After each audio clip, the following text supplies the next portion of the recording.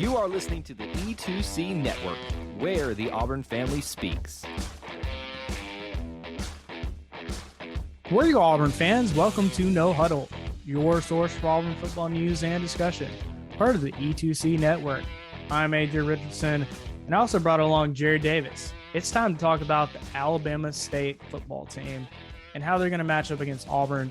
After Auburn's now 1-0 against Akron, we're heading into our second game. And under this Brian Harsin era, it's starting off good. We're looking to continue that, start building just a full package of offensive plays and be able to, drive down the field, defense being kind of what it did against Akron. But excited to see what Auburn's about to do against Alabama State. Probably a lot more excited about this game, just seeing what we did against Akron than I probably was before. But Jared, how you doing? How are you kind of looking at this Alabama State game coming up for us?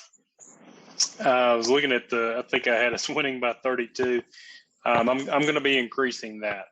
So, yeah, after if you listen to the post-game Akron, I'm pretty high on the team right now and trying to be level-headed about it. I'm not saying we're going to win a national championship, but we exceeded my expectation in every offensive aspect. And we equaled my defensive expectation, which was pretty high. So I think Alabama State is, no offense to them, but on paper, they are a lesser team even than Akron. And so, yeah, I predict good things for Auburn this weekend. Yeah. And I mean, I think this is another building block game where, especially on offense, you have a new system. You're trying to build out your playbook.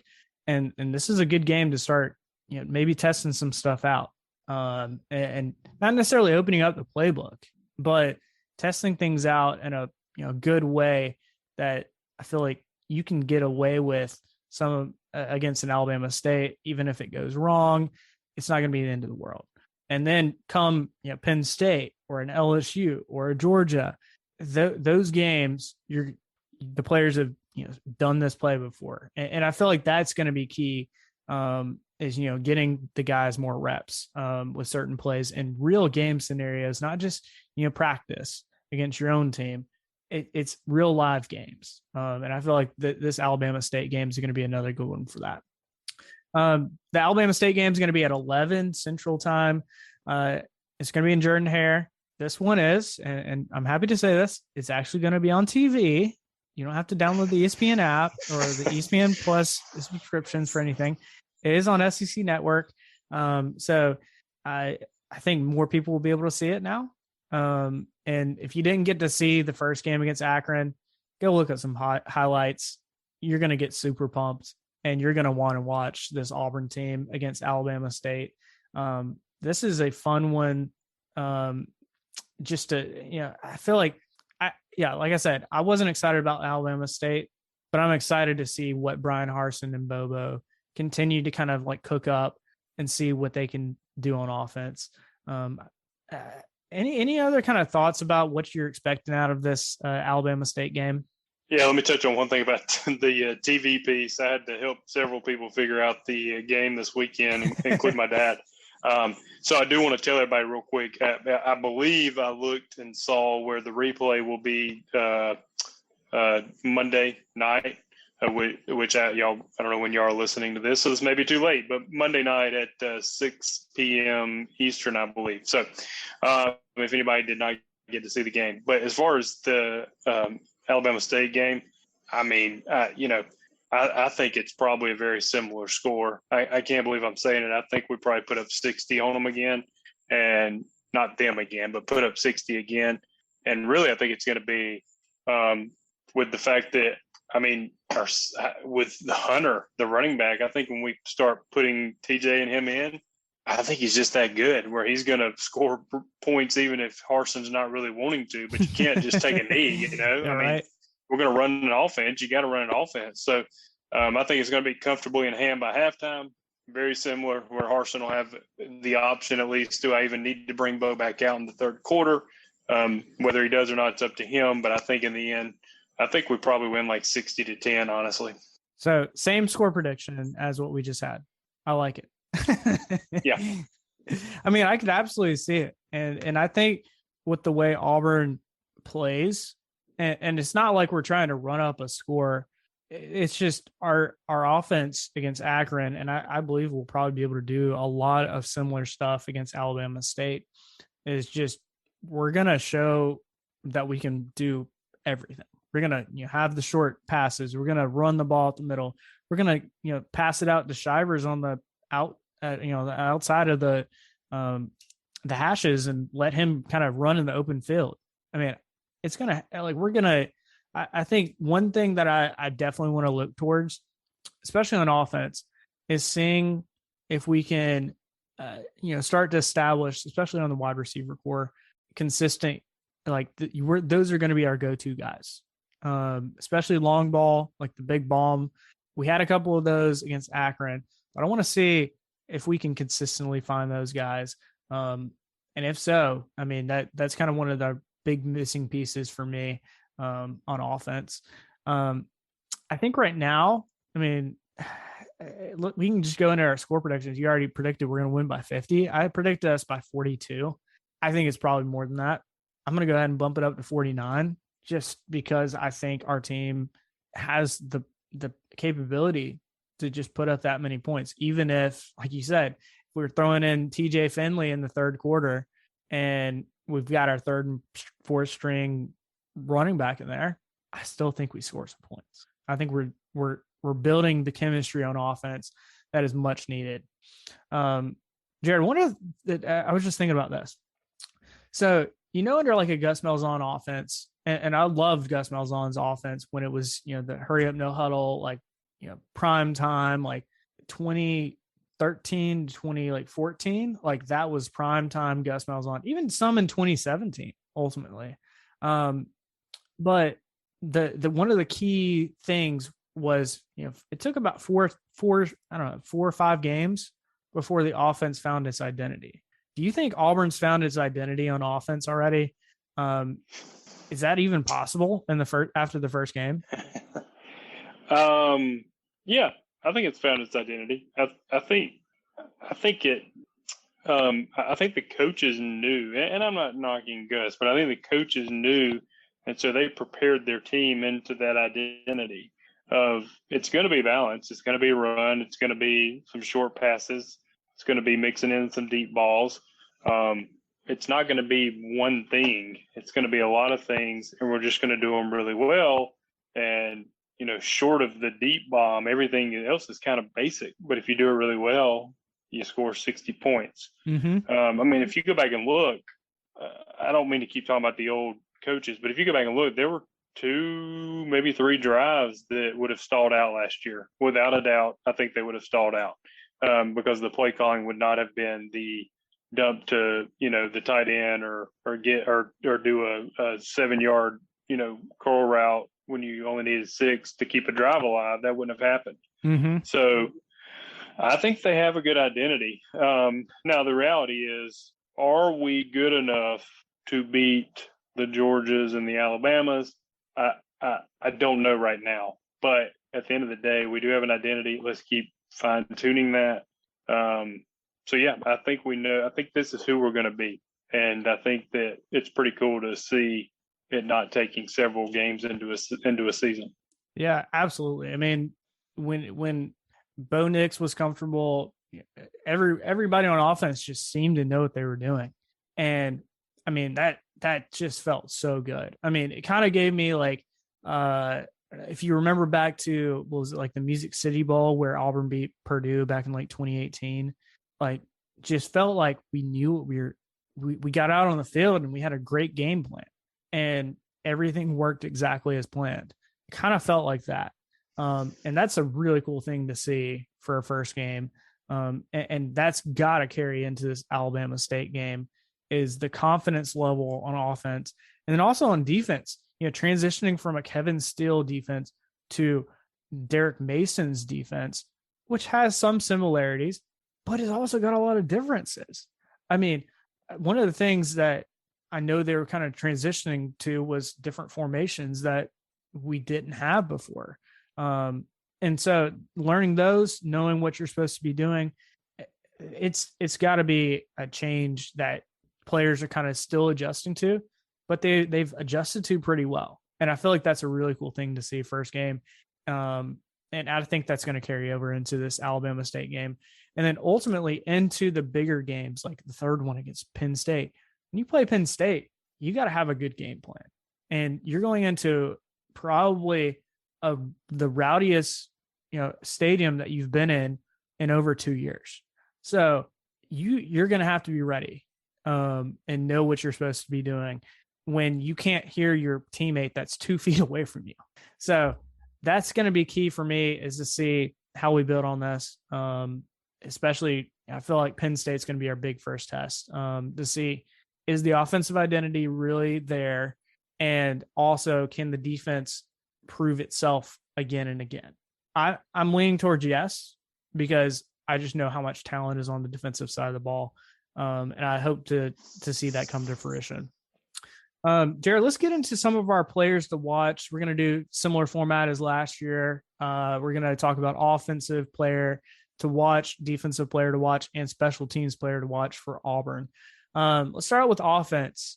Jared, who are you going to be watching on offense for this Auburn versus Alabama State game? I'm going to watch Robertson. I talked in the last podcast. I think he's got the most upside on the receiving core. And I know that Shedrick kind of got the bulk of the catches, him and Kobe. But I want to see Robertson. I want to see, is he now more comfortable to where we can give him more of a bigger role? Because I do think he has some of the more natural ability. And so let's see what he winds up doing. So I'll keep an eye on him. Who are you thinking about on offense? Okay, so I think I just have a feeling Tank and Shivers, they're going to do their thing, play well. I'm really going to be watching Jarquez Hunter because we saw, his opening rush against Akron was incredible. It was like a 24-yard or something like that run, untouched, found the hole, showed how quick he was.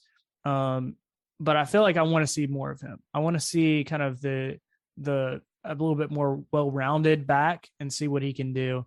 And I think this Alabama State game is probably one where he's going to get even more carries, which I would love to see some more carries for him. Let's transition over to defense. Who's your player to watch for defense for this game? Probably TD Moultrie. He came in. We've heard every season about how he's improving and this and that, but he actually showed it. And again, it was Akron, but he actually showed it. Last Saturday, I think he had 7 tackles and 3 tackles for loss. If we can get anything similar to that week in and week out from him, that's going to be huge for the defense. So he's the guy I'm going to be keeping an eye on. That's a good one. And I kind of been, we've been hearing over and over, this guy's finally, finding his role and, kind of taking off. And this was very evident. To get 3 tackle for losses, like you're getting penetration and you're getting to the running back, quarterback. You're doing what you need to. And so I think that's a really good one. I'm going to actually be looking at Owen Pappoe, and not just because I know he can do well, but he only had 4 tackles last game, which I think, if I'm looking at a lot of these stats, a lot of these guys were defensive linemen that were kind of at the top of the list. Jacoby McClain was out there, but I was kind of expecting a few more tackles from Pappoe. So I want to see him kind of, reestablish himself at the top of this defense with tackles, finding the places, to shoot the gap. There was one time, I think Owen Pappoe last game almost he had a linebacker's blitz. He almost got to the quarterback. The quarterback sidestepped him, missed it. But I want to see him blitz and get a good sack. That's going to get me so pumped if he's able to get one. I agree with you on that. Let's talk about special teams. Who are you going to be watching for this Alabama State game on special teams? Probably whoever our punter is. It was Oscar last week. be not necessarily. I don't think they will see a lot of action in this game, but they will probably get on the field. And when you get into games like Penn State and LSU and all that, field position is going to be huge. So I think we need to see if we can get a little consistency there. And so, yeah, that's going to be that'll be the probably the main person or group I will be keeping my eye on. Yeah. Who are you thinking about?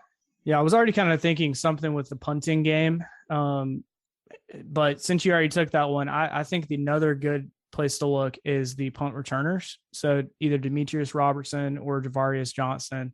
I think both guys can be very explosive. I mean, Demetrius Robertson last game had an explosive return. I mean, this may be a game where they get a lot of punt returns. And if that's possible, I kind of hope we break at least one just for fun, just to do it. And I don't know, that would be a lot of fun to watch. Hey Auburn fans, I want to take a quick timeout from this episode to bring your attention to something very special. Here at the E2C Network, we pride ourselves on bringing you the best content for Auburn fans out there. And best of all, it's free to you. But just because it's free doesn't mean there aren't costs, especially when you have a library of hundreds of podcasts, videos, blogs, and more. Many of you have reached out and asked how you can support this network in the past. Well, now I have your answer. It's called the E2C Network Booster Club over at patreon.com/E2C Network.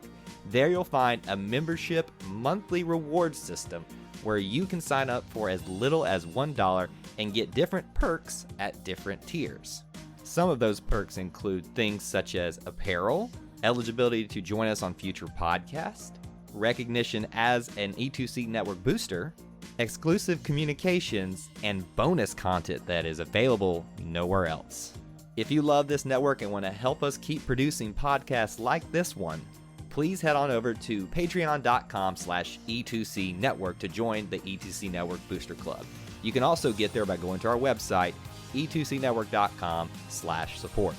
Whether you decide to join or not, we are still so appreciative that you would support us by just listening and being here, because each and every one of you is part of our E2C Network family. Well, that's it. Timeout's over. Let's get back into the episode. Jared, let's switch over to our final segment for this show. This is probably my favorite segment just because there's a lot of things that go on in the SEC. And so this segment on an Auburn fan perspective of the SEC is just a lot of fun, especially when a lot of teams are playing and a lot of SEC teams are doing well. But then there's a lot of them that are just not living up to the hype and the expectations that they have for them. So let's kind of talk through some of these. We're going to talk through a handful of the kind of more interesting ones, but a lot of the more boring ones, like Tennessee beating Bowling Green. Okay, good job. Kentucky beating Louisiana Monroe. Okay, good job. Arkansas beating Rice. You kind of get the story. Like they're kind of like Auburn's game where, yeah, you should beat them. But let's talk about some of the more interesting ones, like South Carolina beating Eastern Illinois 46-0. Okay, South Carolina back? Maybe. I don't know. But I think the more interesting thing is they had a graduate. I don't know if you saw this, Jared, but their quarterback, South Carolina's quarterback, is a graduate assistant. Are you kidding me? Isn't that crazy? It's crazy. Yeah. It's a cool story for him. If it was your team, you'd be like, what is going on? Like, could you imagine if the starting quarterback, and it may all work out and not knocking it, but if Harsin came out and said, yeah, grad assistant's going to be our starting quarterback game one. Like, I think they would have to cancel class. I mean, there would be an uproar. Like, yes. Auburn's been in some weird spots before, but never have we ever had to, dip into like a graduate assistant and be like, all right, yeah, that's going to be our quarterback. I mean, I heard a story like he didn't even work out with the team. He kind of did his own workouts, and he was just like, yeah, I just did my own thing. Are you kidding me? Isn't that weird? I don't know. It's weird. He may go on to win the Heisman. Who knows? But yeah, but as of right now, that's a very weird story. Yeah. a couple other games that happened, and this was, one of the primetime games was Bama versus Miami, who was 14 at the time. I don't think they're going to be ranked after that performance. Yeah, it's Bama, but Miami looked inept, especially on offense, which is sad to say because like Rhett Lashley, Auburn's previous offensive coordinator was there. It just looked like Miami wasn't able to do much. I know Bama was really good, but man, that just didn't look too good for Miami.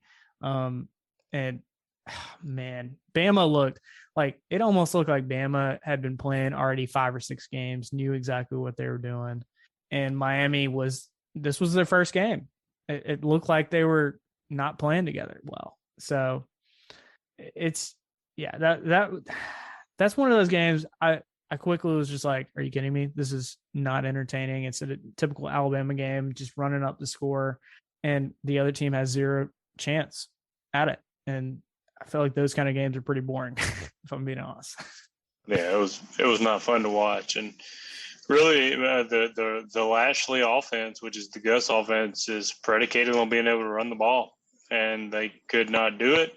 They went away from it too soon, in my opinion, as well, and they did not use the mobility of their quarterback, which is one of his best features. So I don't know. I think Miami was unfortunately probably beaten when they got off the bus, which happens a lot when you play Bama. And I agree. Bama definitely looked number one, like they had not missed a beat, unfortunately. But hey, we got a lot of time to get ready for that later on in the season. But yeah, they looked really good. Yeah, absolutely. Let's also talk about another game, which this is kind of what I was alluding to, like teams not living up to what they're supposed to be. LSU, number 16, lost to UCLA, who's unranked. Yeah, I know it's preseason, whatever. But LSU's talent level, I feel like, is pretty darn good almost every year. And to lose to UCLA, man, like I had a gut feeling LSU was not going to be that great this year again. And man, they're gonna have to have a massive comeback this season if they're gonna make any kind of semblance of a good team. I'm just keep kind of going back to their national championship year with Joe Burrow and their passing coordinator Joe Brady. Like the magical combination of those was really good. But now I'm just like, Coach O, is Coach O gonna make it? Or is this going to be kind of like, Auburn's situation with Chiswick and, Cam Newton? And then a couple years later, it all kind of fall apart real quickly. Do you think that's even possible in the cards for LSU? Yeah, real quick. I'm going to pat myself on the back on this. I watched UCLA play a little bit the week before, and I started chatting with my buddies, and I said, is it possible they beat LSU? And by the time the game came around, I said, I predicted it, and I got it in writing. I said, UCLA is going to beat LSU. I didn't buy the LSU hype, to be honest with you. I mean, they went 5-5 last year. I think they found the quarterback towards the end of the year. They thought they did at least, but just didn't buy the hype. I think Ed Orgeron is what he is. It's not a knock on him. He's a much better football coach than I am. He's always been an average football coach, and he kind of caught lightning in a bottle. And kudos to him for bringing in Joe Brady, getting Joe Burrow there, and keeping that Louisiana talent home. But he caught lightning in a bottle in 2019. I don't think that he is not the next Nick Saban. They're not going to consistently year in and year out be good. I mean, they're going to be good. They're not going to be great. I think they're very similar to Auburn. I hate to say that to Auburn fans too. They have up and down years. Like it's going to be, they gotta rely on a really good quarterback play to win. Whereas some schools like Bama and Ohio State just roll anybody out there and keep moving. Most schools need great quarterback play, and they did not get that. And I could see it being I could see us finishing ahead of them in the West, which would surprise a lot of people at the beginning of the season. I'm not saying it'll happen, but I would not be surprised if it did now. I mean, yeah, it would not shock me. I mean, I think Auburn, after a few games, I've had my own reservations. We played Akron. I know we played Akron. I know. Yeah. I know we played Akron. I get all that. I'm not saying it's going to, but before the season, I said probably not ahead of them. Now, if you said, oh, you finished the year ahead of LSU, I said, oh, okay, not surprising. Right. Exactly. And I think a lot of that has to do with this offense for Auburn kind of already showing some semblance of an identity, along with the defense that's already, they look so good. And so you're thinking the combination of both of those is going to win you some games.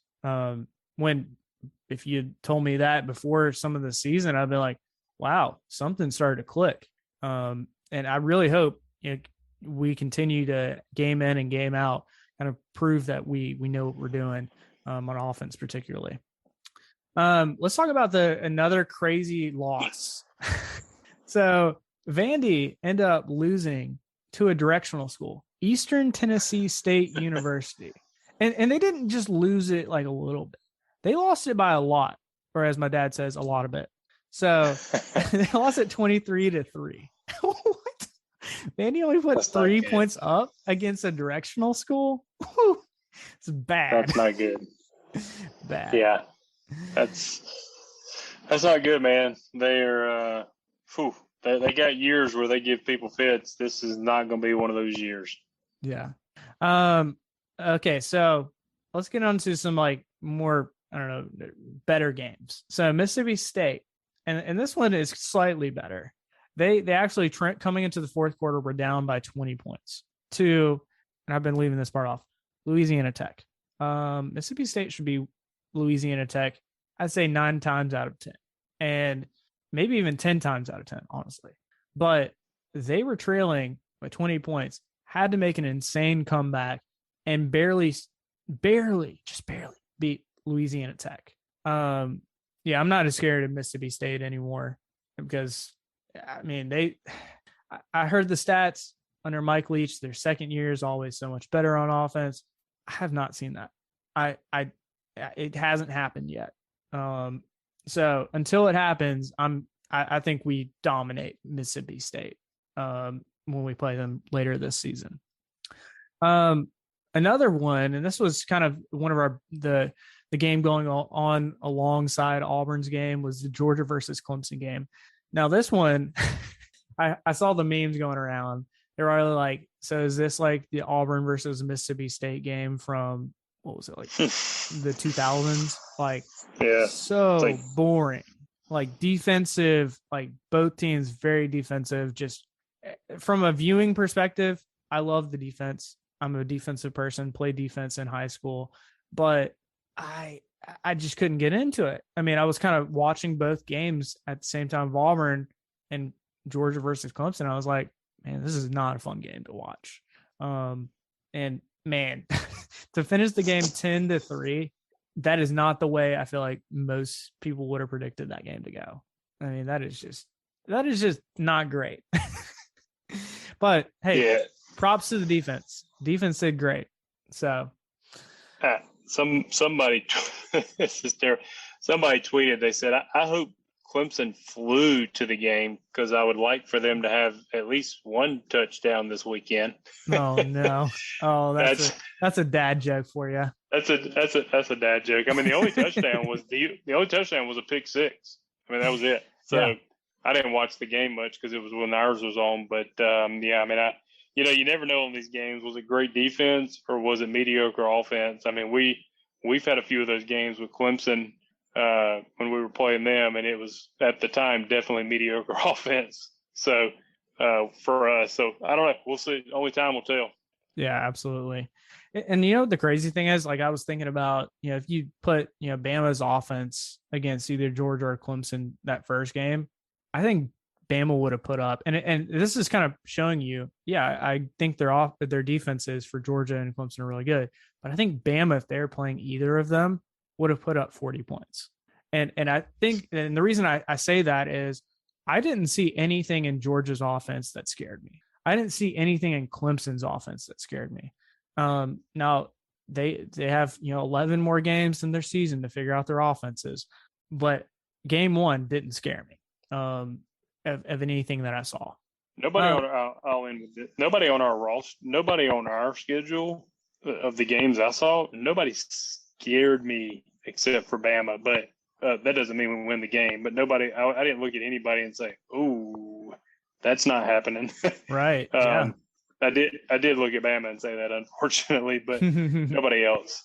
I did want to kind of give a couple more honorable mentions. I know they're not SEC, so it doesn't necessarily fit into this segment. But I did want to at least talk about UCF pretty much making a huge comeback. His 20-point comeback over Boise State. Gus, he got his team moving and made that 20-point comeback. So congrats to him and the UCF Knights. Another one that I wanted to mention, and this is because Auburn's playing Penn State in a couple weeks, was Penn State versus Wisconsin. This was another one of those. Both defenses were kind of just like holding everybody. It was kind of a classic like 16-10 game, which is such an odd score for a modern football game in 2021. But okay. I did want to kind of note that Penn State's kicker missed a 23-yarder. I was giving Anders a little bit of crap for missing a PAT, but at least he didn't miss a 23-yard field goal. I mean, come on.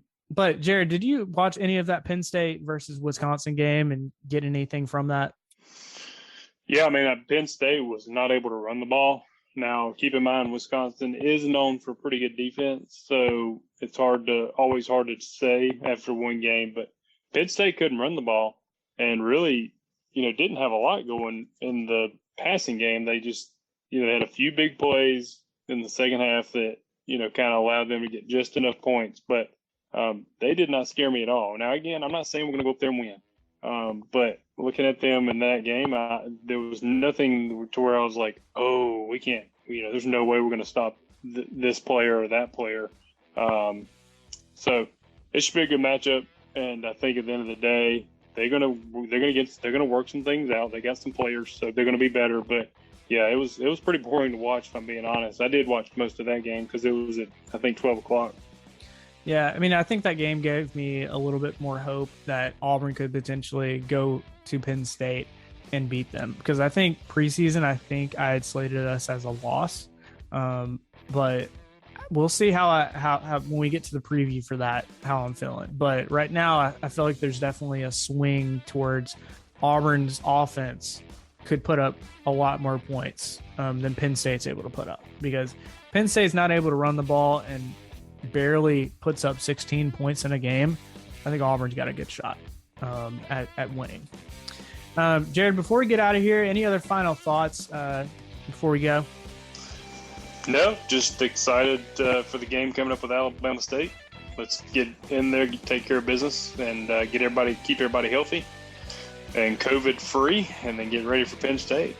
Yeah, I agree. Let's get in there, get a win, develop even more of our playbook out, and get the guys comfortable offensively and defensively. Jared, also, before we get out of here, how can people stay in touch with you? You can find me on Facebook under my name, Jared Davis. And you can find me on Twitter at AJAY_. It's always great to be an Auburn Tiger and War Eagle. War Eagle. Thank you for tuning in to today's episode on the E2C Network. On your way out, I want to remind you to stop by e2cnetwork.com. It's your one-stop shop for all our content across our podcast, YouTube channel, and much more. To stay up to date with us, make sure you're following social media accounts such as Facebook, Twitter, and Instagram. While our content here may always be Auburn sports heavy, if it's orange and blue, it's what we do. War Eagle.